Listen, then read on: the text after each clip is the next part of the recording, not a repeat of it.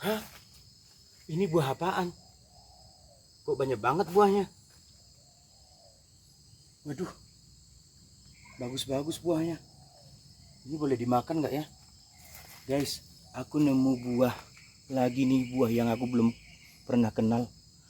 Kami ceritanya nih lagi ada di ladang orang. Ceritanya di sini ada emas. Kata orang udah pada ditambang secara tradisional sama orang sekampung ini, makanya kami datang ke sini. Tapi kami belum nemu di mana emasnya. Malah ketemu pohon ini, pohon berbuah. Buahnya lebat dan eksotis sekali. Aku tiba-tiba jadi lapar nih, jadi pengen makan. Tapi aku nggak tahu buah ini apa boleh dimakan ya. Siapa tahu kan beracun. Buahnya sekilas kayak belimbing ya guys, ini. Tapi ini kayaknya bukan belimbing. Apa namanya ya? Aku nggak tahu. Apa boleh dimakan ya? Aku udah pengen makan nih.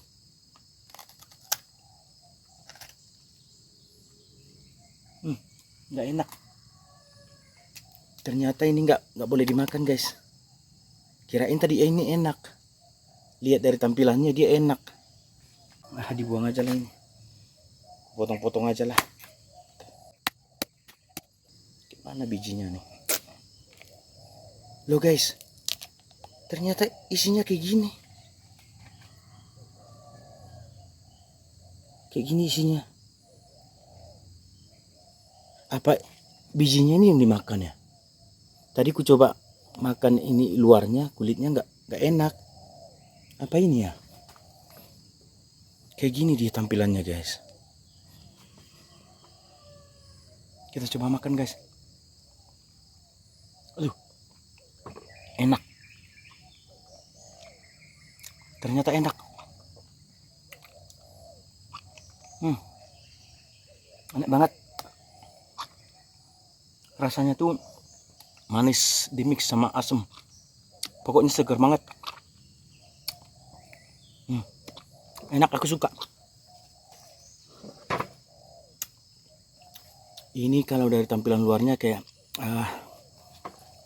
belimbing, tapi rasanya lebih ke manggis atau sirsak guys. Ya,